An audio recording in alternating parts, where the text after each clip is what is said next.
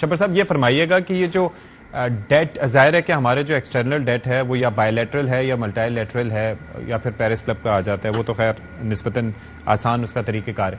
یہ ہمیں سوٹ کیا کرتا ہے، ہمیں کیا سوٹ کرتا ہے، انہیں کیا سوٹ کرتا ہے کہ ہم ری پروفائلنگ کی طرف جائیں یا ری اسٹرکچرنگ کی طرف جائیں؟ دیکھیے ہماری اکاؤنٹنگ سینس میں ان دونوں کا مطلب تھوڑا الگ ہوتا ہے. ری پروفائلنگ کا مطلب ہوتا ہے کہ صرف آپ ڈیفرمنٹ کرتے ہیں کہ پیمنٹ اگر آج 2023 میں ڈیو ہے تو اس کو آپ 2024 کر دیتے ہیں، 2025 کر دیتے ہیں. دوسرا یہ ہوتا ہے ری اسٹرکچرنگ میں کہ ہو سکتا ہے کہ بعد میں آپ کو کچھ ویور مل جاتا ہے ڈیٹ کا. تو میں نہیں سمجھتا کہ پاکستان کا ڈیٹ ری اسٹرکچر ہو سکتا ہے. پاکستان کا ڈیٹ اونلی ری پروفائل ہو سکتا ہے کہ اس کی ڈیفرمنٹ ہو سکتی ہے اس کی ڈیو ڈیٹس کی، اور وہ ہمیں ملنی چاہیے، وہ ملے گی. اور جو اگلی آنے والی گورنمنٹ ہے اس کا ٹاسک ہی یہ ہوگا کہ وہ ری فائلنگ کر سکے. اگر کوئی آدمی یہ سمجھتا ہے کہ پاکستان کی ری فائلنگ کے بغیر وہ پاکستان کے ملک کو چلا لے گا تو وہ پاکستان کو نہیں جانتا. دیکھیں بات یہ کہ مجھے یہ ہم جو بات کر رہے ہیں یہ تو ایک جو ہسٹری ہے وہ ہو گیا، اس کے بارے میں بات کر رہے ہیں. ہمیں یہ سوچنا چاہیے کہ یہ کیوں ہوا. مطلب کیا ہمارے جو اکنامک مینیجرز تھے کیا ان کو یہ بات سمجھ نہیں آ رہی تھی؟ اگر نہیں آ رہی تھی تو ان کے بارے میں ہمیں ڈیسائیڈ کرنا چاہیے کہ کیا وہ اس قابل بھی ہیں کہ ہم ان کو معیشت کی لگامیں ان کے ہاتھ میں دے کے رکھیں.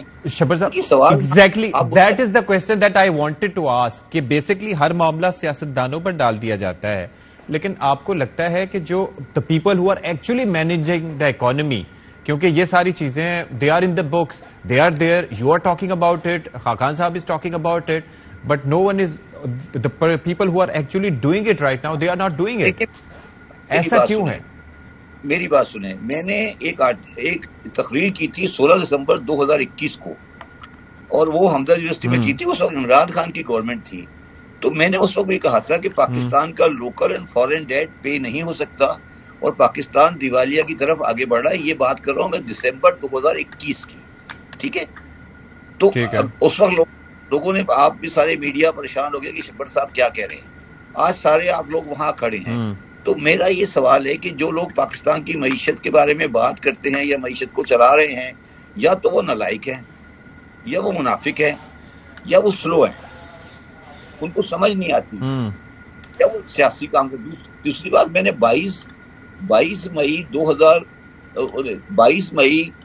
مئی 2022 کو ایک آرٹیکل لکھا بزنس ریکارڈر میں، جس میں میں نے آئی ایم ایف کی پروجیکشن اور کیش فلو جو تھی پاکستان کی، جو انفلو اور آؤٹ فلو، اس کے بیسس سے میں نے یہ کہا کہ آئی ایم ایف نے جو ہمیں 22 میں جو ہمارے ساتھ جو ہمیں پیسے دیے تھے، اس میں انہوں نے ہمارا ایک کیش فلو بنایا تھا.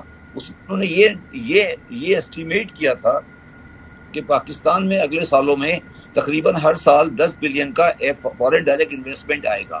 اور میں نے یہ کہا تھا کہ ڈائریکٹ انویسٹمنٹ نہیں آئے گا تو اس کی وجہ سے ہمارا شارٹ فال آئے گا. اچھا، اب انہوں نے کیا کیا، یہ آ کے انہوں نے امپورٹ پر ایک انلیگل سا بینڈ لگا دیا کہ یہ والی ایل سی کھلے گی، یہ والی ایل سی نہیں کھلے گی. تو پوری پاکستان کی معیشت تباہ ہو گئی. اب مجھے یہ نہیں پتا کہ میری ایل سی کھلے گی یا نہیں کھلے گی. کسی کی کھل جاتی ہے، کسی کے تعلقات ہیں اس کی کھل جاتی ہے. امپورٹ کا جو انہوں نے کرو لگایا وہ آفیشیلی نہیں ہے، ایکچولی کوئی امپورٹ کا کرو نہیں ہے جی. تو میرا مقصد کہنے کا یہ ہے، تو مجھے یہ بتائیے کہ پھر پاکستانی قوم یا پاکستان کے، جو میں سیاست کی بات نہیں کر رہا، تو ہم کیا اتنے بے حس ہیں کہ ہم اتنی بڑی بڑی غلطیاں، ہم اتنے بڑے بڑے چیزیں بلا کے بیٹھے ہیں، ہمیں سمجھ نہیں آ رہی. آگے ہمارے ملک کو بہت زیادہ پرابلم ہے اور ہم بنیادی سوالات کا جواب دینے کے لیے تیار نہیں ہے، یا اس کو آج بھی صحیح کرنے کے لیے تیار نہیں. I get it. Doctor Khaqan صاحب، آپ ایک تو یہ فرمائیے گا کہ یہ جو مزید مطالبات ٹیکس ریٹ بڑھانے سے متعلق، ایک تو یہ ہے کہ آپ کا گٹ فیلنگ کیا ہے کہ یہ ہو پائے گا آئی ایم ایف کے ساتھ ہماری ڈیل یا نہیں، اور اگر نہیں ہوتی تو اس صورت میں ہمارے پاس فائنینسنگ کے لیے آپشنز کیا کوئی موجود ہیں؟ اشفاق بھائی، پہلے تو یہ بات ہے کہ ہمیں یہ یاد رکھنا ہے کہ اسی حکومت نے جب پچھلی دفعہ بجٹ دیا تھا، وزیر خزانہ ضرور مختلف تھے، بٹ اس بجٹ کو ریڈو کرنا پڑا تھا بیفور آئی ایم ایف کا جو 7واں اور 8واں ریویو ہے وہ 29 اگست کو 2022 کو بورڈ نے اپروول کیا.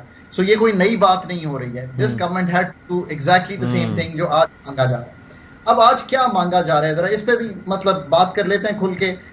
دیکھیں نا یہ مانگا جا رہا ہے کہ جو 2200 کی شاید ٹیکس ایگزمپشنز کا فگر ہے جو اکنامک سروے میں ہے, تو وہ یہ کہہ رہے ہیں کہ آپ اس کو ذرا سوچ لیجئے, اس پر آپ سوچ سکتے ہیں تھوڑا سا, کوئی اتنا مشکل کام نہیں ہے.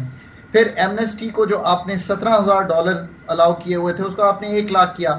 وہ یہ کہہ رہے ہیں کہ آپ نے MEFP میں لکھا ہوا ہے کہ کوئی نئی ایمنسٹی اسکیم جو ہے وہ نہیں دی جائے گی. اس پہ ذرا غور کر لیجئے. ہم بھی سکتے ہیں اس پہ کوئی کوئی ایسی بات نہیں ہے, کیوں نہیں غور کر. پھر وہ یہ کہہ رہے ہیں کہ یہ جو 0.6% کیش وڈرال کا ہے, اس سے یہ جو کیش ان ہینڈ ہے یہ بہت بڑھ جاتا ہے, کیش ان سرکولیشن بڑھ جاتا ہے, آگے ہی بہت بڑا ہوا ہے, اس پہ غور کر لیجئے.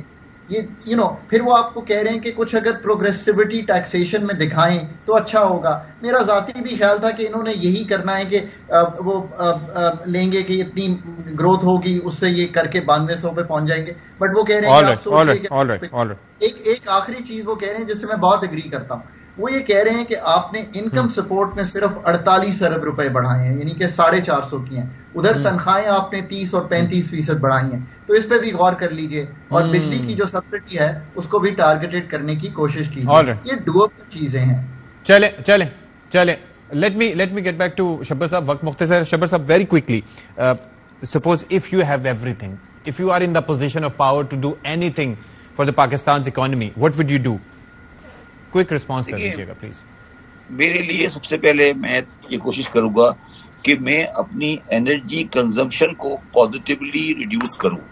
مطلب پازیٹیو ریڈیوس کرنے کا مطلب یہ ہے جہاں پر ضرورت ہے وہاں استعمال. سملرلی میں اپنا پیٹرول کنزمپشن کو ریڈیوس کروں گا, کیونکہ ہم بہت زیادہ ہیوی وہیکل چلا رہے ہیں اور ہمارا بہت زیادہ امپورٹ کا بل ان کے اوپر جا رہا ہے.